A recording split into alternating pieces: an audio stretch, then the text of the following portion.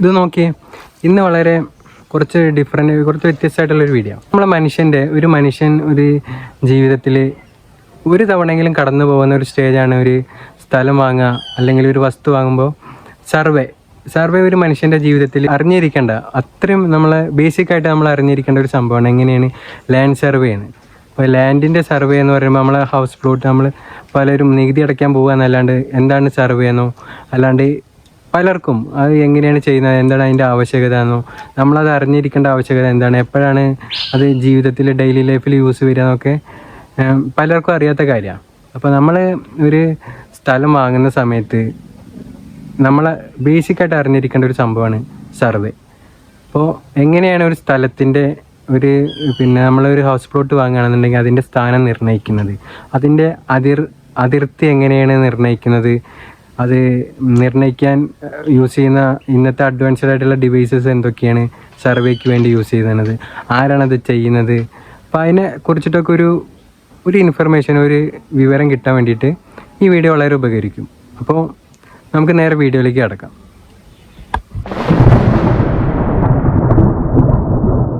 പോയിന്റുകളൊക്കെ അതിൽ മാർക്ക് ചെയ്തതല്ലേ? ഇതാണ് ഷേപ്പ്.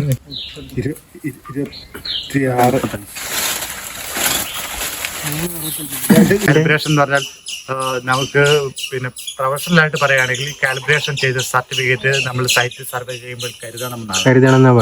പക്ഷേ ഒരു വർഷത്തിൽ ഒരു കാലിബ്രേഷൻ നിർബന്ധമാണ്. അങ്ങനെയാണോ തുടർന്ന് പോരണ്ട? അങ്ങനെ തുടർന്ന് പോരണമെന്നാണ് ഇതിന്റെ. പക്ഷെ ഇപ്പൊ അങ്ങനെ ചെയ്യുന്നുണ്ടോ? അതോ? ഉണ്ട്, തീർച്ചയായും. കണക്ട് ചെയ്ത് കൊടുത്തു. അപ്പോൾ നമുക്ക് മൊത്തത്തിൽ ഇതിന്റെ 2D ലെങ്ത് 5.2 കിട്ടി, 2D ഏരിയ 3 കിട്ടി, 2. സർവേ ചെയ്യുന്ന സമയത്ത്, ലാൻഡ് സർവേ ചെയ്യുന്ന സമയത്ത് ഒരു വസ്തുവിൻ്റെ, അതായത് ഏതെങ്കിലും ഒരു വസ്തുവിൻ്റെ സ്ഥാനം നിർണ്ണയിക്കുന്ന ഒരു പ്രോസസ്സിന് വേണ്ടിയിട്ടാണ് സർവേ ചെയ്യുന്നത്. അപ്പോൾ പല ടൈപ്പിലുള്ള സർവേകളുണ്ട്. അപ്പോൾ അതിൽ അണ്ടർ എർത്ത് സർവേകളുണ്ട്, അല്ല എർത്തിൻ്റെ മുകളിൽ ചെയ്യുന്ന സർവേകളുണ്ട്. അപ്പോൾ എർത്തിൻ്റെ മുകളിൽ ചെയ്യുന്ന സർവേകളിൽ പണ്ട് കാലങ്ങളിൽ മുതൽ ചെയിൻ സർവേ ഒക്കെ നിലനിന്നിരുന്ന 1800-കളിലൊക്കെ ചെയിൻ സർവേ ആയിരുന്നു. അപ്പോൾ ആ സമയങ്ങളിൽ മുതൽ തുടങ്ങിയ സർവേൻ്റെ അവിടുന്ന് അപ്ഡേറ്റ് ചെയ്ത് കൊണ്ടുവന്ന് ഇപ്പോൾ നമ്മൾ GPS, അതുപോലെ GPS-ഉം ടോട്ടൽ സ്റ്റേഷനും കൂടെ കമ്പൈൻ ചെയ്തിട്ട് ഒരു ഹൈബ്രിഡ് ടൈപ്പിലൊക്കെ ചെയ്യുന്ന അത്രയും അഡ്വാൻസ്ഡ് ലെവലിലേക്ക് സർവേ എന്ന് പറയുന്ന സംഭവം എത്തിയിട്ടുണ്ട്. അപ്പോൾ ഇന്നത്തെ കാലത്ത് നമ്മൾ കൂടുതലായിട്ട് യൂസ് ചെയ്യുന്ന GPS സർവേ സിസ്റ്റം ആണ്. അപ്പോൾ ഈ GPS-നെ GNSS എന്നോ അങ്ങനെ എന്തോ പറയില്ലേ ഇപ്പോൾ ചെയ്യുന്നതിന്? GNSS എന്ന് പറയും. അപ്പോൾ ഈ സർവേ ചെയ്യുന്ന കാര്യം പറഞ്ഞപ്പോൾ ഇവരുടെ സർവേ ചെയ്യാൻ വേണ്ടിയിട്ട് ഒരു ഈ സ്ഥലം ഒരു സർവേ ചെയ്യേണ്ട ആവശ്യമുണ്ടായിരുന്നു. അപ്പോൾ സർവേ ചെയ്യേണ്ട ആവശ്യമുണ്ടായപ്പോൾ നിങ്ങളിലേക്കും കൂടെ എത്തിക്കാൻ വേണ്ടിയിട്ടാണ് ഈ വീഡിയോ ചെയ്യുന്നത്. അപ്പോൾ എങ്ങനെയാണ് സർവേ ചെയ്യുന്നത്, ഇപ്പോഴത്തെ GPS സിസ്റ്റം ഉപയോഗിച്ചിട്ട് എങ്ങനെയാണ് സർവേ ചെയ്യുന്നത് എന്ന് ജസ്റ്റ് ഒന്ന് കാണിച്ചു തരാം, ഒരു ബ്രീഫായിട്ട്. അപ്പോൾ എൻ്റെ കൂടെ നിന്ന് ഇവിടെ ഈ നമ്മുടെ GPS സിസ്റ്റം യൂസ് ചെയ്തിട്ട്, GPS ടെക്നോളജി യൂസ് ചെയ്തിട്ട് സർവേ ചെയ്യുന്നത് പരിചയപ്പെടുത്തി തരാൻ, സർവേ ചെയ്താണ് ഞങ്ങൾ. അപ്പോൾ അതിനെക്കുറിച്ചിട്ടൊന്ന് പറഞ്ഞു തരാൻ നമ്മളെ കൂടെ ഉള്ളത് ഗിതുനാണ്. അപ്പോൾ ഇവിടെ തൊട്ടിൽ പാലത്ത് എവിടെ വർക്ക് ചെയ്യുന്നത്? തൊട്ടിൽ പാലത്താണ് വർക്ക് ചെയ്യുന്നത്. അപ്പോൾ ഇതാണ് ഗിതുൻ. അപ്പോൾ ആള് ഏകദേശം നമ്മളൊക്കെ ഇത് എങ്ങനെയാണ് ഈ GPS സിസ്റ്റം യൂസ് ചെയ്തിട്ട് എങ്ങനെയാണ് ഒരു സ്ഥലത്തിൻ്റെ സ്ഥാനനിർണ്ണയം നടത്തുന്നത്, അതിർത്തികൾ, ബൗണ്ടറീസൊക്കെ എങ്ങനെയാണ് കണ്ടുപിടിക്കുന്നത് എന്നുള്ളതിൻ്റെ ജസ്റ്റ് ഒരു ബ്രീഫ് ആയിട്ട് കാര്യങ്ങൾ പറഞ്ഞു തരും. നമുക്ക് ചോദിക്കാം ഓരോ കാര്യങ്ങൾ, എങ്ങനെയാണ് ഇത് കണ്ടുപിടിക്കുന്നത്, എങ്ങനെയാണ് അതിൻ്റെ സിസ്റ്റം എങ്ങനെയാണ് വർക്ക് ചെയ്യുന്നതെന്ന് ചോദിച്ചു നോക്കാം. എന്തൊക്കെയാണ് ഈ സാധനങ്ങൾ എന്നൊക്കെ ഒന്ന് പരിചയപ്പെടുത്തിയാൽ മതി ആദ്യം. ഇത് കൺട്രോളറാണ്. ഇത് റോവർ. ഈ സാധനം റോവർ. ഇത് ബ്ലൂടൂത്ത് വഴി കണക്ടിവിറ്റിയാണ്. പിന്നെ സാറ്റലൈറ്റ് വഴിയാണ് നമ്മൾ വർക്ക് ചെയ്യുന്നത്. അപ്പോൾ നമ്മളിപ്പോൾ ഇത് സെമ്മിൻ്റെ റേഞ്ച് ഉണ്ടെങ്കിൽ നമുക്ക് അവിടെ വന്നിട്ട് ഇതിൻ്റെ വർക്ക് ചെയ്യാൻ പറ്റും. ഇത് കറക്റ്റ് ഈ ഏരിയ തന്നെയാണ് ഇതിൻ്റെ അകത്ത് കാണുന്നത്. അതായത് ഈ സൈറ്റ് തന്നെയാണ് നമ്മൾ ചെയ്തത്. ലൊക്കേഷൻ ഇത് തന്നെയാണ്. അപ്പോൾ എങ്ങനെ ഇതിലേക്ക് നമുക്ക് ഈ ലൊക്കേഷൻ എക്സാക്റ്റ് അതൊരു ആപ്പാണ്. ആപ്പ് വെച്ചിട്ടാണ് ചെയ്യുന്നത്. ഇതിപ്പോൾ എഫിക്സ് തന്നെ ഒരു കമ്പനിയാണ്. പക്ഷെ എല്ലാവരും ഇങ്ങനത്തെ കുറേ ടീമുണ്ട്. പക്ഷെ എല്ലാവരും ഒരേ ആപ്പാണ് ഉപയോഗിക്കുന്നത്. എല്ലാവരും സെയിം സിസ്റ്റം ഉപയോഗിക്കുന്നത്.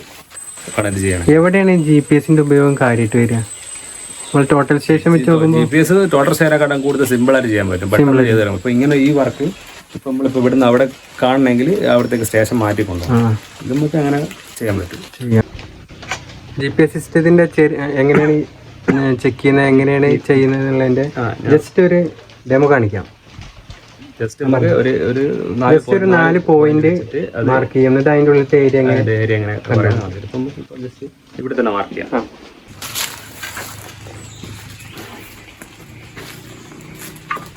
ഈ സ്ക്വയറിനുള്ളിലെ ഏരിയ എത്ര ഉണ്ടെന്ന് നോക്കണം. അതിന് വേണ്ടിയിട്ട് മെഷർ എന്നൊരു ഓപ്ഷൻ ഉണ്ട്, അതിൽ ഏരിയ നമ്മൾ 17 തൊട്ടുള്ള പോയിന്റ് തൊട്ടാണ് എടുത്തത്. 17, 18, 19, 20 കണക്ട് ചെയ്ത് കൊടുത്തു അല്ലേ? കണക്ട് ചെയ്ത് കൊടുത്തു. അപ്പോൾ നമുക്ക് മൊത്തത്തിൽ ഇതിൻ്റെ 2D ലെങ്ത്ത് 5.2 കിട്ടി, 2D ഏരിയ 3 കിട്ടി. 2 നമ്മൾ ഇത്രയുള്ള സംഭവം. 3D പിന്നെ ബാക്കി കാര്യങ്ങളൊക്കെ ഇത്രയേ ഉള്ളൂ, സിമ്പിളായ സംഭവമുള്ളൂ. സിമ്പിളായിട്ട് എല്ലാവർക്കും ചെയ്യാവുന്ന വളരെ സിമ്പിളായിട്ട് ചെയ്യാൻ. ഇവിടെ എത്രത്തോളം കാണുന്നുണ്ട് മനസ്സിലാവുന്നുണ്ട് എന്നറിയില്ല. ഇങ്ങനെ ഇതുപോലെ സ്ലാൻഡ് ആയിട്ടും അതുപോലെ തന്നെ ഇറഗുലർ ആയിട്ടും ഒക്കെ കിടക്കുന്ന ലാൻഡുകൾ ഉണ്ടാവും ഹിൽ ഏരിയാസിലൊക്കെ. ഇപ്പോൾ കണ്ടോ, അപ്പോൾ ഇത് ഇവിടുന്ന് അങ്ങോട്ട് ഈ സൈഡിലോട്ട് ഒരു സ്ലാൻഡാണ്, ഹില്ലാണ്. അത് നമുക്ക് വീഡിയോയിൽ എത്രത്തോളം മനസ്സിലാവേണ്ടതെന്ന് അറിയില്ല. അപ്പോൾ പണ്ട് കാലത്തൊക്കെ ഇപ്പോൾ ഇതുപോലുള്ള സ്ലാൻഡ് ആയിട്ടുള്ള കുത്തനെയുള്ള ചെരുവുകളൊക്കെ നമുക്ക് സർവേ ചെയ്യാൻ വേണ്ടിയിട്ട് വളരെ അക്യുറേറ്റ് ആയിട്ട് സർവേ ചെയ്യാൻ വളരെ ബുദ്ധിമുട്ടായിരുന്നു. കാരണം ഇതിൻ്റെ പിന്നെ കറക്റ്റ് ആംഗിളൊക്കെ കണ്ടുപിടിച്ച് കഴിഞ്ഞാൽ തന്നെ നമുക്ക് അതിൻ്റെ ഡിസ്റ്റൻസൊക്കെ മെഷർ ചെയ്യുന്നതിൽ എറേഴ്സ് വരാനുള്ള ചാൻസ് കൂടുതലാണ്. പക്ഷേ ഇന്നത്തെ കാലത്ത് GPS വന്നതോട് കൂടിയിട്ട് ഇതുപോലുള്ള ചെരിഞ്ഞ് കിടക്കുന്ന സ്ഥലങ്ങളൊക്കെ ഉണ്ടല്ലോ, ഹിൽ ഏരിയാസ് അതുപോലെ തന്നെ നമുക്ക് എത്തിപ്പെടാൻ ബുദ്ധിമുട്ടുള്ള ടെറൈൻസ്, അതായത് കാടുകൾ, മനുഷ്യർക്ക് എത്തിപ്പെടാൻ ബുദ്ധിമുട്ടുള്ള സ്ഥലങ്ങളിലൊക്കെ സർവേ ചെയ്യുന്നത് വളരെ സിമ്പിളായിട്ട് മാറി GPS-ൻ്റെ വരവോട് കൂടിയിട്ട്. 1700-കളുടെയൊക്കെ തുടക്കത്തിൽ തന്നെ നമ്മളെ ഇന്ത്യയിൽ സർവേ എന്ന് പറയുന്ന സംഭവം ആരംഭിച്ചിട്ടുണ്ടായിരുന്നു, ലാൻഡ് സർവേ. അപ്പോൾ പണ്ടത്തെ കാലത്ത് ഈസ്റ്റ് ഇന്ത്യ കമ്പനി ഒക്കെയാണ് സർവേക്കൊക്കെ നേതൃത്വം നൽകിയിരുന്നത്. ആ സമയത്ത് ജെയിംസ് റാന്നൽ എന്നാണ് അയാളുടെ പേര്, ബ്രിട്ടീഷുകാരനാണ്. ആളാണ് ഫാദർ ഓഫ് ഇന്ത്യൻ സർവേ എന്നറിയപ്പെടുന്നത്. 1800-കളിലൊക്കെയാണ് സർവേ ഇന്ത്യയിൽ ചെയ്തു വരുന്നത്, ലാൻഡ് സർവേ. പണ്ട് കാലത്തെ നമ്മൾ തുടങ്ങി വെച്ചിട്ടുണ്ടായിരുന്ന ചെയിൻ സർവേയിൽ നിന്നും ഒരുപാട് അപ്ഡേറ്റഡ് ആയിട്ട് അക്യുറേറ്റ് ആയിട്ട് സർവേ ചെയ്യുന്ന GPS സിസ്റ്റം, GNSS സിസ്റ്റം വരെ, അതുപോലെ തന്നെ ഹൈബ്രിഡ് സിസ്റ്റം എന്ന് പറയും. ഏറ്റവും ലേറ്റസ്റ്റ് ആയിട്ട് നമ്മൾ ചെയ്യുന്ന സർവേ സിസ്റ്റമാണ് ഹൈബ്രിഡ് സർവേ സിസ്റ്റം. ഹൈബ്രിഡ് എന്ന് പറയുമ്പോൾ ടോട്ടൽ സർവേ സ്റ്റേഷനും അതുപോലെ തന്നെ അതിൻ്റെ കൂടെ GPS-ഉം കൂടെ ആഡ് ചെയ്തിട്ട് രണ്ടും കൂടെ കമ്പൈൻ ചെയ്തിട്ട് ചെയ്യുന്ന ഏറ്റവും ലേറ്റസ്റ്റ് ആയിട്ടുള്ള സർവേ സിസ്റ്റത്തെ പറയുന്ന പേരാണ് ഹൈബ്രിഡ് സർവേ സിസ്റ്റം. അപ്പോൾ ആ സിസ്റ്റം വരെ ഇന്ന് എത്തി നിൽക്കുന്നുണ്ട്. പണ്ട് കാലത്ത് ചെയ്തു വന്നിരുന്ന ചെയിൻ സർവേ, അതായത് ഒരു തിയോഡലൈറ്റ് വെച്ചിട്ട് ആംഗിൾ മെഷർ ചെയ്ത് ചെയിനോ അല്ലെങ്കിൽ നമ്മളെ ടൈപ്പൊക്കെ വെച്ചിട്ട് അളന്ന് ദൂരങ്ങൾ കണ്ടുപിടിച്ച് ഡിസ്റ്റൻസ് കാൽക്കുലേറ്റ് ചെയ്തിരുന്ന സമയത്തുനിന്ന് അടുത്ത സ്റ്റേജിലേക്ക് അപ്ഡേറ്റ് ആയി. അടുത്ത സ്റ്റേജ് എന്ന് പറയുമ്പോൾ തിയോഡലൈറ്റിൻ്റെ കൂടെ തന്നെ പിന്നെ അടുത്തതായിട്ട് പിന്നെ വന്നത് തിയോഡലൈറ്റിൻ്റെ കൂടെ EDM, ഇലക്ട്രോണിക് ഡിസ്റ്റൻസ് മെഷർമെൻറ്റും കൂടെ ആഡ് ചെയ്തു. അതിനുശേഷം അടുത്തൊരു ജനറേഷനിൽ അതിൻ്റെ കൂടെ അതിൻ്റെ ഒരു പിന്നെ റിസീവർ, അതായത് ഡാറ്റ റിസീവറും കൂടെ കണക്ട് ചെയ്തപ്പോൾ നമുക്ക് അതിൽ നിന്നുള്ള ഔട്ട്പുട്ട് ഡാറ്റാസെല്ലാം ഡിജിറ്റലായിട്ട് ഡൗൺലോഡ് ചെയ്ത് ഡയറക്റ്റ് നമുക്ക് സിസ്റ്റത്തിലേക്ക് മാറ്റാൻ ഉള്ള സിസ്റ്റം എത്തി. അതിന് തിയോഡലൈറ്റ് സർവേയിൽ നിന്നും അടുത്ത ഒരു അപ്ഡേഷൻ എന്ന് പറയുന്നത് ടോട്ടൽ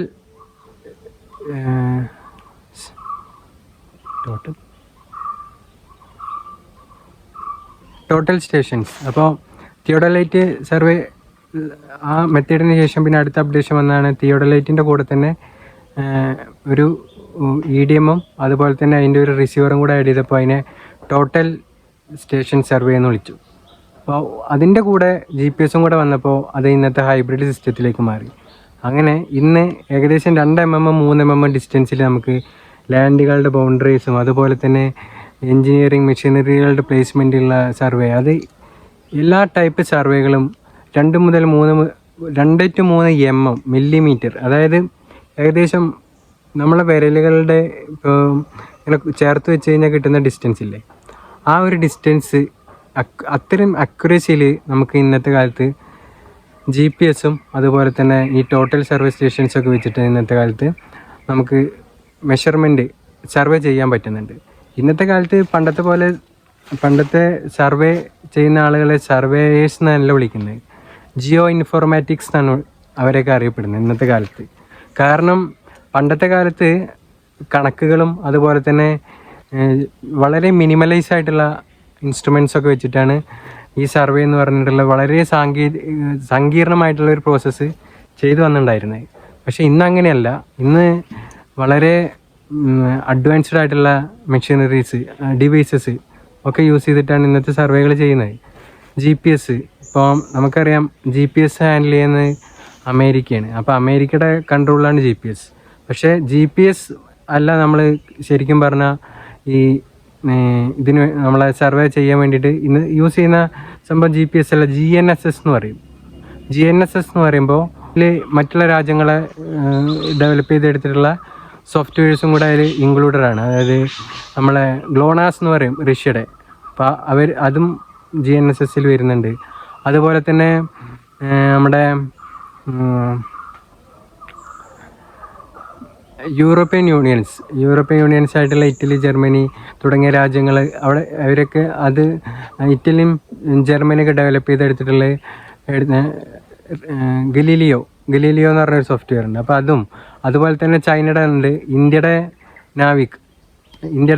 ഉണ്ട് ISRO ഡെവലപ്പ് ചെയ്തെടുത്ത നാവിക് എന്ന് പറയുന്ന സംഭവം. അപ്പോൾ ഇതെല്ലാം കൂടെ സിങ്ക്രണൈസ് ചെയ്ത് എല്ലാം കൂടെ കൂട്ടിച്ചേർത്തുകൊണ്ട് ഇട്ടാണ് ഇന്ന് GNSS യൂസ് ചെയ്തിട്ട് സർവേസൊക്കെ കാര്യമായിട്ട് ചെയ്യുന്നത്. അപ്പോൾ ഈ GNSS യൂസ് ചെയ്തിട്ട് എങ്ങനെ സർവേ ചെയ്യുന്നു വെച്ച് കഴിഞ്ഞാൽ, ഇത് ടോട്ടലി ഇതിൻ്റെ കൺട്രോൾ വരുന്നത് സാറ്റലൈറ്റ്സ് ആണ്. അപ്പോൾ സാറ്റലൈറ്റ്സ് ഇപ്പോൾ 30ഓളം സാറ്റലൈറ്റ്സ് GPS-ഉം GNSS-ഉം കൺട്രോൾ ചെയ്യുന്നുണ്ട്. അപ്പോൾ അതിൻ്റെ പൊസിഷൻ എങ്ങനെ നിർണ്ണയിക്കുന്നതെന്ന് പറഞ്ഞു കഴിഞ്ഞാൽ, ഏറ്റവും മിനിമം ചുരുങ്ങിയത് ഒരു 4 സാറ്റലൈറ്റ് എങ്കിലും നമുക്ക് ഒരു അറ്റ് എ ടൈം കണക്ട് ചെയ്യാൻ പറ്റുമ്പോഴാണ് ഒരു വസ്തുവിനെ നമുക്ക് അക്യുറേറ്റ് ആയിട്ട് പൊസിഷനിങ് ചെയ്യാൻ പറ്റുന്നത്. അതായത് 30ഓളം സാറ്റലൈറ്റുകളുണ്ട് ഒരു ഓർബിറ്റിൽ കറങ്ങിക്കൊണ്ടിരിക്കുന്ന. 30ഓളം ഓർബിറ്റലുകൾ നമ്മളെ GPS-ൻ്റെ പൊസിഷന് വേണ്ടി സഹായിക്കുന്നുണ്ട്. അതിൽ മിനിമം ഒരു 4 എണ്ണത്തിൻ്റെങ്കിലും പൊസിഷൻ കണക്റ്റിങ് നമ്മളെ ഡിവൈസ് കണക്റ്റ് ആകുമ്പോഴാണ് നമ്മളെ അക്യുറേറ്റ് പൊസിഷൻ നമുക്ക് GPS യൂസ് ചെയ്തിട്ട് കണ്ടുപിടിക്കാൻ കഴിയുന്നത്.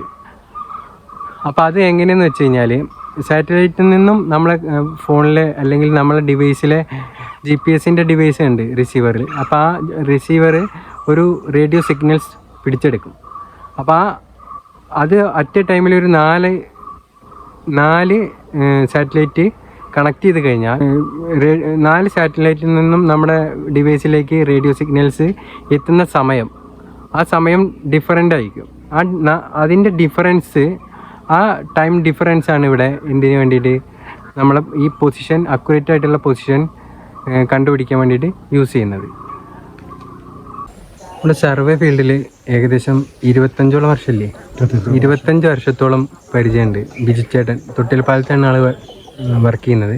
ബിജു ചേട്ടൻ സർവേനെ പറ്റിയിട്ടും അതുപോലെ തന്നെ ഇപ്പോഴത്തെ പഴയ കാലത്ത് ആൾ ചെയ്തിരുന്ന സർവേ, ആ സർവേനെ എത്രത്തോളം ഇന്നത്തെ കാലത്ത് നമ്മൾ ചെയ്യുന്ന സർവേയിലേക്ക് എത്രത്തോളം അപ്ഡേഷൻസ് വന്നിട്ടുണ്ട്, എന്തെല്ലാം മാറ്റങ്ങൾ വന്നിട്ടുണ്ടെന്ന് നമുക്ക് ബിജു ചേട്ടനോട് ചോദിച്ചു കഴിഞ്ഞാൽ ബിജു ചേട്ടൻ കുറച്ച് കാര്യങ്ങൾ വ്യക്തമായിട്ട് പറഞ്ഞു തരും. ബിജു ചേട്ടനോട് കുറച്ച് സർവേനെ പറ്റിയിട്ട് കുറച്ച് കാര്യങ്ങൾ ചോദിച്ചു നോക്കാം നമുക്ക്. ബിജു ചേട്ടൻ പിന്നെ സ്റ്റാർട്ട് ചെയ്യുന്നത് ഏത് വർഷത്തിലാണ് ഈ സർവേ ഫീൽഡ്? ഞാൻ 96-ലാണ് സ്റ്റാർട്ട് ചെയ്യുന്നത്. ഞാൻ തുടങ്ങിയ സമയത്ത് സർവേയിൽ ഉപയോഗിച്ചുകൊണ്ടിരുന്ന ഉപകരണങ്ങൾ എന്ന് പറയുന്നത് ചങ്ങല എന്ന് പറയുന്ന ചങ്ങല, ക്രോസ് സ്റ്റാഫ് തുടങ്ങിയ സാധനങ്ങൾ തുടങ്ങിയതായിരുന്നു. അതിനുശേഷം പിന്നെ തിയോഡലൈറ്റ്, കണ്ണാടി സർവേ എന്നൊരു വർഷം നിങ്ങൾ കേട്ടിട്ടുണ്ട്. കണ്ണാടി സർവേ എന്ന് പറയുന്ന മെത്തേഡ് വന്നു. ഞാൻ പിന്നെ അതിലേക്ക് ഞാനും എൻ്റെ കൂട്ടത്തിലുള്ള ഗ്രൂപ്പുകളൊക്കെ ഇപ്പോൾ പൂർണ്ണമായിട്ടും ഡിജിറ്റൽ സർവേ സിസ്റ്റത്തിലേക്ക് വന്നിരിക്കുന്നു. ടോട്ടൽ സ്റ്റേഷൻ അതിനുശേഷം ഇപ്പോൾ GPS എന്ന് പറയുന്ന സർവീസ് സിസ്റ്റത്തിലേക്ക് വന്ന്. അപ്പോൾ ഈ ഓരോ സിസ്റ്റത്തിലേക്ക് മാറും തോറും എന്തൊക്കെയാണ് സംഭവിക്കുന്നതെന്ന് ചോദിച്ചാൽ, ഈ ഫീൽഡിൻ്റെ കൃത്യത വർദ്ധിക്കുന്നു. പണ്ടത്തെ കാലത്ത് നമ്മൾ സ്റ്റാർട്ട് ചെയ്യുന്നത് ഏകദേശം 1800-കളിലൊക്കെ ഞാൻ കേട്ടിട്ടുണ്ട്. ഇന്ത്യയിൽ മറ്റേ ഈസ്റ്റ് ഇന്ത്യ കമ്പനിയൊക്കെ വന്നിരുന്ന സമയത്താണ് ഈ സർവേൻ്റെ ഒക്കെ പണ്ടത്തെ കാലത്ത് 1800-കളിലാന്ന് കേട്ടിട്ടുണ്ട്. അപ്പൊ അത് ആ സമയത്തൊക്കെ നമ്മൾ ചെയിൻ സർവേ ചെയ്തിട്ടുണ്ടാവും. അപ്പൊ അതിന്ന് ഓരോ പിന്നെ ഐറ്റംസ് ഇങ്ങനെ വന്നിട്ടാണുള്ളത്. പിന്നെ അതായത് പിന്നെ അതിനുശേഷം തെഡോലൈറ്റ് വന്നു. തിയോഡോലൈറ്റ് എന്നാണ് അതിന്റെ പേര്, ശരിക്കുള്ള പേര്. പക്ഷേ അതിന് പറയപ്പെടുന്ന ഒരു പേര് അങ്ങനെ പറഞ്ഞാലാണ് നിങ്ങൾക്കത് മനസ്സിലാവുക. കണ്ണാടി സർവേ എന്നാണ് അറിയപ്പെടുന്നത്. കണ്ണാടി സർവേ അത് ഏത് വർഷത്തിലൊക്കെ വന്നിട്ടുണ്ടാവും ഏകദേശം? അത് ചങ്ങല, ടേപ്പ് തുടങ്ങിയവരുടെ ഒരു അവസാനത്തോടു കൂടി തന്നെ തിയോഡോലൈറ്റ് വന്നു.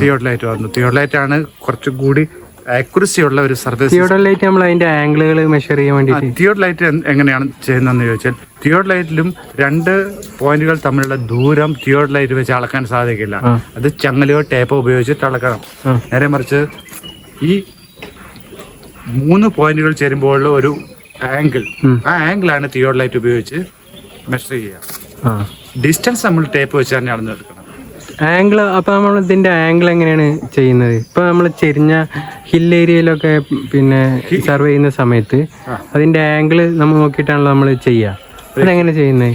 ഹിൽ ഏരിയ ആണെങ്കിലും പിന്നെ നിരന്ന ഏരിയ ആണെങ്കിലും തന്നെ ആംഗിളില് തിയോഡോലൈറ്റ് ഉപയോഗിക്കാൻ വ്യത്യാസം വരുന്നില്ല. കാരണം എന്താണെന്ന് വെച്ചാൽ ഒരു നിർദ്ദിഷ്ട പോയിന്റിൽ നിന്നും നമ്മൾ നിൽക്കുന്ന പോയിന്റിലൂടെ ഒരു നിർദ്ദിഷ്ട പോയിന്റിലേക്ക് ഇതിന്റെ ടെലസ്കോപ്പ് തിരിക്കുമ്പോൾ, ജസ്റ്റ് ലൈക്ക് ദിസ് തിരിക്കുമ്പോൾ ക്രിയേറ്റ് ചെയ്യപ്പെടുന്ന ഒരു ആംഗിൾ, ഈ ആംഗിളും ഈ 2 ഡിസ്റ്റൻസും അത് ഉപയോഗിച്ചിട്ട് ഒരു ഏരിയ, ഒരു സ്ഥലം മുഴുവനായി കവർ ചെയ്ത് വരുമ്പോൾ അതിന്റെ സർവേ സിസ്റ്റം കംപ്ലീറ്റ് ചെയ്യപ്പെടും. പോയിന്റ് ടു പോയിന്റ് അങ്ങനെയാണ്. പോയിന്റ് ടു പോയിന്റ് ഡിസ്റ്റൻസ് നമ്മൾ ടേപ്പ് അല്ലെങ്കിൽ ചങ്ങല തുടങ്ങിയ ഉപകരണങ്ങൾ ഉപയോഗിച്ച് അളക്കുക തന്നെ വേണം. ഈ 3 പോയിന്റുകൾ തമ്മിലുള്ള ഒരു ആംഗിൾ, ഈ ആംഗിളാണ് തിയോഡോലൈറ്റ് അല്ലെങ്കിൽ കണ്ണാടി എന്ന് പറയുന്ന ഉപകരണത്തിലൂടെ മെഷർ ചെയ്യുന്നത്. ഈ തിയോഡോലൈറ്റിന്റെ പിന്നെ അപ്ഡേറ്റഡ് വെർഷൻ ഏതാ? പിന്നെ അത് കഴിഞ്ഞിട്ട് തിയോഡോലൈറ്റ് കഴിഞ്ഞിട്ട് ഇത് ടോട്ടൽ സ്റ്റേഷൻ എന്ന് പറയുന്ന ഇലക്ട്രോണിക് ഉപകരണത്തിലേക്ക് പോകുന്നു. ഇലക്ട്രോണിക്സ് ഇപ്പൊ ഞാൻ പറഞ്ഞു ആദ്യം തിയോഡോലൈറ്റിൽ ആംഗിൾ ക്രിയേറ്റ് ചെയ്യപ്പെടുന്നു. ആംഗിളാണ് നമ്മൾ തിയോഡോലൈറ്റ് ഉപയോഗിച്ച് അളക്കുന്നതെങ്കിൽ ടോട്ടൽ സ്റ്റേഷനിലേക്ക് എത്തുമ്പോൾ ഈ ആംഗിളും അതോടൊപ്പം ഒരു ഡിസ്റ്റൻസ് അതും ടോട്ടൽ സ്റ്റേഷൻ ഉപയോഗിച്ചിട്ട് തന്നെ നമുക്ക് അളന്നെടുക്കാം. ടോട്ടൽ സ്റ്റേഷൻ ഉപയോഗിച്ച് അളക്കുന്ന രീതി എങ്ങനെയാണെന്ന് ചോദിച്ചാൽ, ഒരു നിർദ്ദിഷ്ട പോയിന്റിൽ ഇലക്ട്രോണിക് ഉപകരണമായ ടോട്ടൽ സ്റ്റേഷൻ സെറ്റ് ചെയ്യുകയും നമ്മുടെ ഒബ്ജക്റ്റിൽ പ്രിസം എന്ന് പറയുന്ന ഒരു സാധനം പിടിച്ചിട്ട് അതിലേക്ക് ഒരു രശ്മി, ഇൻഫ്രാറെഡ് രശ്മിയാണ് ഉപയോഗിക്കുന്നത്. ഈ ഇൻഫ്രാറെഡ് ബീം ട്രാവൽ ചെയ്യുന്ന ടൈമിനെ ഈ ഇൻസ്ട്രുമെന്റ് തന്നെ മീറ്ററിലേക്ക് കൺവേർട്ട് ചെയ്തിട്ട് ഇൻസ്ട്രുമെന്റ് സേവ് ചെയ്യുന്നു. ബാക്കിയെല്ലാം നമ്മൾ എന്തെങ്കിലും എഴുതി വെച്ച് ബുക്കിലാക്കേണ്ടിയിരുന്നെങ്കിൽ ഇത് ഈ ഇൻസ്ട്രുമെന്റ് തന്നെ സേവ് ചെയ്യും. അപ്പൊ കുറച്ചും കൂടി ആക്യുറേറ്റ്. EDM എന്ന് പറയുന്നത് ഇലക്ട്രോണിക് ഡിസ്റ്റൻസ് മെഷർമെന്റ്, അതാണ് EDM. അത് EDM-ഉം തിയോഡോലൈറ്റും പിന്നെ ചിപ്പ്, എന്താ മൈക്രോ ചിപ്പ്, അങ്ങനെ നമ്മളെ ഡാറ്റ സ്റ്റോർ ചെയ്യാനുള്ള മൈക്രോ, അതും കൂടെ ചേരുമ്പോഴാണ് ഈ സർവേയുടെ ആ സിസ്റ്റം ഫുൾ ആവുന്നത്, കംപ്ലീറ്റ് ആവുന്നത്. അതിനുശേഷം ആണ് GPS-ന്റെ വരവ്. അതിനുശേഷമാണ് GPS-ന്റെ വരവ്. GPS ഇപ്പോൾ നമ്മൾ പറഞ്ഞത് ടോട്ടൽ സ്റ്റേഷൻ എന്ന് പറയുന്ന ഉപകരണത്തെ കുറിച്ചാണ്. ഈ ടോട്ടൽ സ്റ്റേഷൻ എന്ന് പറയുന്ന ഉപകരണത്തിൽ നമ്മൾ ഉപയോഗിച്ചിരിക്കുന്നത് ഇലക്ട്രോണിക് ടോട്ടൽ സ്റ്റേഷൻ ഒരു നിർദ്ദിഷ്ട പോയിന്റിലേക്ക് പിടിച്ചിരിക്കുന്ന പ്രിസം എന്ന് പറയുന്ന സാധനത്തിലേക്ക് ഇൻഫ്രാറെഡ് രശ്മിയെ ട്രാവൽ ചെയ്യുമ്പോഴാണ് അത് മെഷർ ചെയ്യപ്പെടുന്നതെങ്കിൽ GPS-ൽ ഇത് വ്യത്യസ്തമാണ്. GPS സാറ്റലൈറ്റുമാണ് ആയിട്ടാണ് ലിങ്ക് ചെയ്യുന്നത്. അതെങ്ങനെയാണ് അപ്പൊ ഈ നമ്മുടെ ഈ സാറ്റലൈറ്റിന്റെ ഇപ്പോൾ നമ്മൾ GPS എന്ന് പറയുന്നത് ഇപ്പോൾ നമ്മൾ അമേരിക്കയുടെ ഓണർഷിപ്പിലുള്ള ഒരു സോഫ്റ്റ്വെയർ ആണ് GPS. അപ്പോൾ ഈ GPS-ന് നമുക്ക് വേൾഡ് വൈഡ് ആയിട്ട് ഇപ്പോൾ ഫ്രീ ആയിട്ടാണ് കിട്ടുന്നത്. അപ്പോൾ എന്തുകൊണ്ടാണ് ഇപ്പോൾ ഈ അങ്ങനെ ഒരു സോഫ്റ്റ്വെയർ ഇങ്ങനെ വേൾഡ് വൈഡ് ആയിട്ട് ഫ്രീ ആയിട്ട് കിട്ടാൻ നമുക്ക് ഇത്രയും നല്ലൊരു സാധാരണക്കാരന് പോലെ ഒരു മൊബൈൽ യൂസ് ചെയ്തിട്ട് സർവേ ചെയ്യാൻ പറ്റുന്ന രീതിയിലേക്ക് മാറും ചെയ്തില്ല? ഇപ്പോൾ അത്രയും സിമ്പിളായി മാറി. അപ്പം ഈ GPS-ന്റെ ഒരു വരവ് ഈ നമ്മളെ ഈ മൊത്തം എൻ്റെ സർവേയിങ് ഫീൽഡിനെ എത്രത്തോളം ഗുണങ്ങളാണോ ചെയ്തത്, അതോ അതിന് ബാഡ് എഫക്ട്സ്? തീർച്ചയായും ഗുണങ്ങളാണ് ചെയ്തത്. എന്തൊക്കെ ഗുണങ്ങളാ കൂടുതൽ? പെട്ടെന്ന് സമയം ലാഭം, സമയ ലാഭം 1, 2 ആക്യുറസി, വളരെ വലിയ ആക്യുറസിയിലേക്ക്.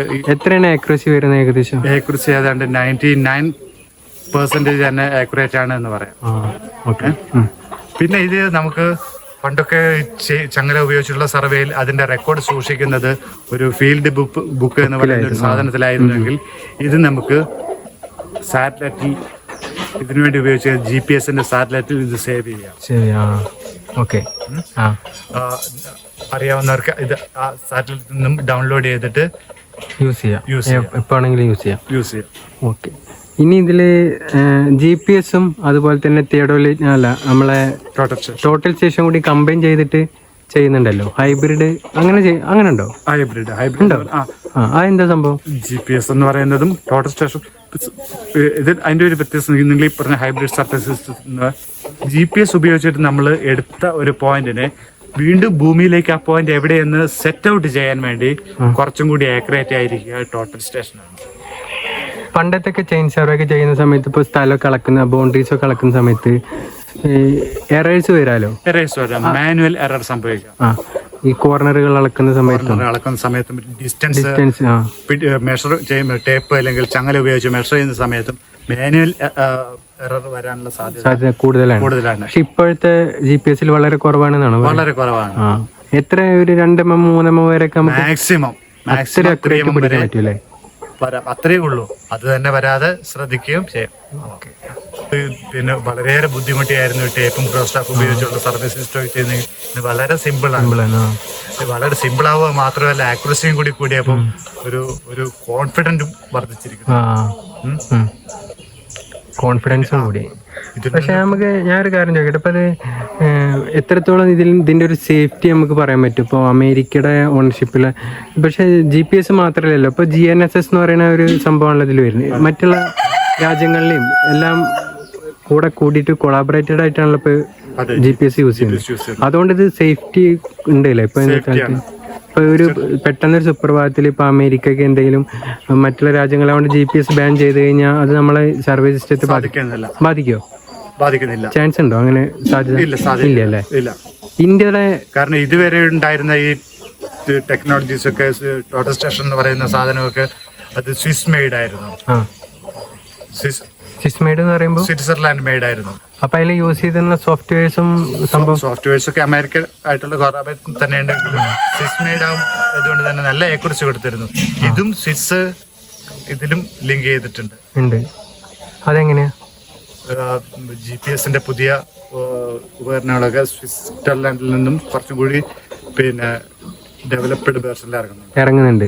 GPS-ന്റെ ഉപകരണങ്ങൾ ഇപ്പൊ നമ്മൾ യൂസ് ചെയ്ത ആ ഉപകരണം അത് നമ്മൾ ഉപയോഗിച്ച ഉപകരണം സ്വിസ് മെയ്ഡ് ആണ്.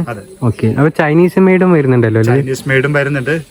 ചൈനീസ് മെയ്ഡ് പിന്നെ ആക്യുറസിയിലെന്നല്ല എങ്കിലും കുറച്ചും കൂടി നല്ല ആക്യുറസി കിട്ടുന്നത് സ്വിസ് മെയ്ഡിനാണ്. ബിച്ചേട്ടൻ യൂസ് ചെയ്യുന്ന ടോട്ടൽ സ്റ്റേഷൻസ് ഒക്കെ സ്വിസ് മെയ്ഡാണ്. അപ്പൊ അതിന് കോസ്റ്റ് ഒക്കെ എങ്ങനെ വരിക? ഏകദേശം കോസ്റ്റ്ലി ആണല്ലേ? അതിൽ എറേഴ്സ് വന്നു കഴിഞ്ഞാൽ നമുക്ക് കണ്ടുപിടിക്കാൻ കഴിയുമോ? കാലിബ്രേഷൻ ഒക്കെ ഉണ്ടോ അതിന്? എങ്ങനെയാ ചെയ്യാ? ഞാൻ ഈ ഇൻസ്ട്രുമെന്റ് ഈ ലൊക്കേഷൻ്റെ ആദ്യം വാങ്ങി ഉപയോഗിച്ചിരുന്ന സമയത്ത് ഞാനിത് കാലിബ്രേറ്റ് ചെയ്യാൻ വേണ്ടി ഇവർക്കുള്ളത് എൽകോം ടെക്നോളജി എന്ന് പറയുന്ന ഒരു കമ്പനിയായിരുന്നു എൻ്റെ കാലിബ്രേഷൻ. അന്ന് പിന്നെ ഡൽഹിയിൽ പോയിട്ടായിരുന്നു ഞാൻ ചെയ്യാറ്. പിന്നെ അത് ഹൈദരാബാദിലെത്തി. ഇപ്പം ചെന്നൈയിലുണ്ട്. നമ്മളെ ഇൻസ്ട്രുമെന്റ്സ് ഇടയ്ക്കിടയ്ക്ക് കൊണ്ടിട്ട് കാലിബ്രേറ്റ് ചെയ്ത് കൊണ്ടുവരേണ്ട ആവശ്യമുണ്ടോ? കൊണ്ടുവരേണ്ട ആവശ്യമുണ്ട്. സർട്ടിഫിക്കറ്റ്സ് കാലിബ്രേഷൻ എന്ന് പറഞ്ഞാൽ നമുക്ക് പിന്നെ പ്രൊഫഷണലായിട്ട് പറയുകയാണെങ്കിൽ കാലിബ്രേഷൻ ചെയ്ത സർട്ടിഫിക്കറ്റ് നമ്മൾ സൈറ്റ് സർവേ ചെയ്യുമ്പോൾ കരുതണം. പക്ഷേ 1 വർഷത്തിൽ ഒരു കാലിബ്രേഷൻ നിർബന്ധമാണ്. അങ്ങനെയാണോ തുടർന്ന് പോരേണ്ട? അങ്ങനെ തുടർന്ന് പോരണമെന്നാണ് ഇതിന്റെ. പക്ഷെ ഇപ്പൊ അങ്ങനെ ചെയ്യുന്നുണ്ടോ? അതോ? ഉണ്ട്, തീർച്ചയായും. ഓക്കെ. ഇപ്പൊ കാലിബ്രേഷൻ ചെയ്ത് കഴിഞ്ഞാൽ നമ്മുടെ ഒരു ഇതുമായിട്ട് ബന്ധപ്പെട്ട അല്ലെങ്കിൽ ഞാനൊരു ഉദാഹരണം പറയാം. ഒരു പിന്നെ കടയിൽ നിന്ന് നമ്മൾ തൂക്കി വാങ്ങുന്ന ഒരു സാധനം, അത് ആ അളവ് തൂക്ക സാധനം ഉപകരണം അത് പതിക്കണം എന്ന് പറയുന്നത് കേട്ടിട്ടുണ്ടോ? അതുപോലെ പതിക്കണം എന്ന് പറഞ്ഞാൽ അതിന്റെ വേറൊരു സീൽ ചെയ്യണം. അതേപോലെ തന്നെ നമ്മൾ ഈ ഉപകരണങ്ങൾ കാലിബ്രേഷൻ സർട്ടിഫിക്കറ്റ് നമ്മൾ സർവേ നമ്മുടെ അടുത്ത് ഉണ്ടാവണം. പക്ഷേ GPS-ന്റെ അതിന് ആവശ്യമുണ്ടോ? GPS-നും അത് ആവശ്യമാണ്. ഓക്കെ. അല്ലാണ്ട് നമ്മളിപ്പോൾ ഈ സാധാരണ ഈ ഫോണിൽ ഒരു ആപ്പ് ഡൗൺലോഡ് ചെയ്ത് ആർക്കും പിന്നെ ചെയ്യാന്നുള്ള സിസ്റ്റത്തിൽ ചെയ്ത് കഴിഞ്ഞാൽ അത് അത്ര അക്യുറേറ്റ് ആവണമെന്നില്ല. അക്യുറേറ്റ് ആവണമെന്ന് മാത്രമല്ല ചില എന്നോട് എൻ്റെ ഇതിൽ തന്നെ എൻ്റെ പ്രൊഫഷണൽ ലൈഫിൽ തന്നെ നിങ്ങളുടെ കാലിബ്രേഷൻ സർട്ടിഫിക്കറ്റ് കാണിച്ചിട്ട് എന്നാവശ്യപ്പെട്ട കമ്പനിയുമുണ്ട്. ഞാൻ തിരുവനന്തപുരത്ത് ഒരു വർക്ക് ചെയ്തുകൊണ്ടിരിക്കുന്ന സമയത്ത് ചാക്ക എന്ന് പറയുന്ന സ്ഥലത്ത് തിരുവനന്തപുരം ചാക്കയിൽ ഞാനൊരു പിന്നെ റോഡിന്റെ വർക്ക് ചെയ്തുകൊണ്ടിരുന്നു. അവിടുത്തെ ഗവൺമെന്റ് എംപ്ലോയി പിന്നെ ഉദ്യോഗസ്ഥന്മാരെ എന്നോട് എൻ്റെ കാലിബ്രേഷൻ സർട്ടിഫിക്കറ്റ് കാണിച്ചു തരാൻ സോറി സാർ, ഞങ്ങൾ കരുതിയിട്ടില്ലെന്ന് പറയുമ്പോൾ അത് നിർബന്ധമാണ്, ഞങ്ങൾക്ക് ഇത് കഴിഞ്ഞ് പോകുന്നിടം വരെ നിങ്ങളിത് കാണിച്ചിരിക്കണം. ഓക്കെ. അപ്പം അങ്ങനെയും കൂടെ ഇതിലുണ്ട്, കാലിബ്രേഷൻ്റെ കാര്യങ്ങളും കൂടെ ശ്രദ്ധിക്കേണ്ട കാര്യങ്ങളുണ്ട്. ഓക്കെ. പിന്നെ നമ്മൾ ഈ ടണലുകൾ അതുപോലെ അണ്ടർ വാട്ടർ ഒക്കെ ചെയ്യുന്നുണ്ടല്ലോ. അപ്പം അതിനെ പറ്റിയിട്ടൊക്കെ എന്തെങ്കിലും ഐഡിയ ഉണ്ടോ? എന്തെങ്കിലും കാര്യങ്ങൾ അറിയാം? പിന്നെ എൻ്റെ പിന്നെ കമ്പനിയുടെ പേര് ജിയോടെക് എന്നാണ്. ജിയോടെക് എന്ന് പറയുന്ന വേറെ ഏതോ ഒരു കമ്പനിയും പിന്നെ ഗ്രൗണ്ട് വാട്ടറിന്റെ സർവേ ചെയ്യുന്ന ടീമുണ്ട്. കാരണം ഇവര് നമ്പർ മാറിയിട്ട് എന്നെ വിളിക്കാറുണ്ട്, നിങ്ങൾ ഗ്രൗണ്ട് വാട്ടറിന്റെ ചെയ്യാൻ പറ്റുമോ ടീമിന്റെ. അങ്ങനെയാണ് ഞാൻ അതിനെ കുറിച്ച് എനിക്കറിയുന്നത്. അപ്പൊ ജിയോടെക് എന്ന് പറയുന്ന പേരിൽ ഒരു ഗ്രൗണ്ട് വാട്ടർ ടീമുണ്ട്. നല്ല ബന്ധം സർക്കാരിന് വേണ്ടിയിട്ട് ഞാൻ ചെയ്ത 1-2 മേജർ പ്രോജക്റ്റുകൾ ചെയ്തിട്ടുണ്ട്. ഒന്ന് നമ്മുടെ ഗവൺമെന്റ് ഓഫ് കേരളയില് സ്മാർട്ട് സിറ്റി എന്ന് പറയുന്ന പ്രോജക്റ്റ് ചെയ്തിട്ടുണ്ടോ? ടോട്ടൽ സ്റ്റേഷൻ ഉപയോഗിച്ച് ഞാനാണ് എറണാകുളത്ത്. ശരി. സ്മാർട്ട് സിറ്റിയുടെ സർവേ ചെയ്തത് ഞാനാണ്. പിന്നെ ടോട്ടൽ സ്റ്റേഷൻ യൂസ് ചെയ്തിട്ടാണ് ചെയ്തത്. അത് ഏത് വർഷം ചെയ്ത്? അതൊരു 12 വർഷത്തോളമായി. പിന്നെ വേളാങ്കണ്ണിയില് ഇപ്പം വന്നിരിക്കുന്ന ഒരു എയർപോർട്ട് ഉണ്ട്, അതിന്റെ സർവീസ് എയർപോർട്ട് വരുന്നുണ്ട്. അപ്പൊ അതിന്റെ ചെയ്യുന്നുണ്ടോ? അത് എറണാകുളത്തുള്ള ഒരു കമ്പനിയാണ് ആ എയർപോർട്ട് എടുത്തിരിക്കുന്നത്. അവർക്ക് ഞാൻ ചെയ്തിട്ടുണ്ട്. പിന്നെ വേറൊന്ന് ചെയ്തിരിക്കുന്നത് കാസർഗോഡ് താപനിലയത്തിന് വേണ്ടിയുള്ള ഒരു 200 ഏക്കറിന്റെ ചെയ്തിട്ടുണ്ട്. ഒരു വർഷം തുടങ്ങിയത് സർവേയിങ് ഞാൻ 96 തുടങ്ങി. ഇവിടെ തൊട്ടിൽപ്പാൽ തന്നെ തുടങ്ങി. മേഖലയിലേക്ക് വരാനുള്ള കാരണം എന്റെ മൂത്ത ബ്രദർ സർവേയർ ആയിരുന്നു. ഫാമിലി ആയിട്ട് പാരമ്പര്യമായിട്ട് സർവേ അങ്ങനെ ചെയ്യുന്നുണ്ടോ? ഇല്ല. അല്ല, എന്റെ ബ്രദറാണ് മേഖലയിലേക്ക് തിരിച്ചുവിട്ടത്. ഇപ്പോ എന്റെ പെങ്ങളുടെ മകൻ ഉണ്ട് സർവേയർ. മൂപ്പര് ഗവൺമെന്റ് സർവീസിലാണ്. കണ്ണൂർ ജില്ലയിലെ തളിപ്പറമ്പ് എന്ന സ്ഥലത്ത് തളിപ്പറമ്പ് താലൂക്ക് സർവേയറാണ് മൂപ്പർ.